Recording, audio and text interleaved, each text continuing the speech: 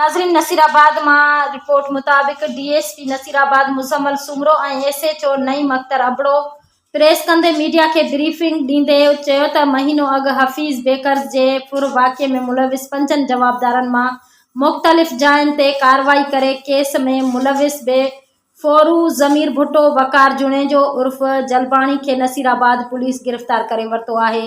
DSP वधिक ॻाल्हाईंदे चयो त फुर वाक़े में मुलविस गिरफ्तार थियल जवाबदारन खां 1 लख रुपया रोक रक़म फुर वाक़े में इस्तेमाल थियल पिस्टल और मोबाइल रिकवर कई वई आहे। जल्द फुर वाक़े में मुलविस रूपोश जवाबदारन की गिरफ्तारी पिण अमल में आंदी वेंदी। बे पासे नसीराबाद जी हद में चेकिंग दौरान JLI कार सवार गंदा खां बलोचिस्तान वासी जुल्फकार लाशारी के कार समेत गिरफ्तार किया वियो आहे, जिनके कब्जे में 12 किलो चर्स बरामद थियो आहे। डीएसपी वधिक चयो त कंबर शहदाद कोट जी पुलिस शहरन के जान माल के मुहाफ़िज़ आहिनि। ॾोहनि में मुलविस जवाबदारन के कंहिं बि सूरत में बख़्श न कयो वेंदो।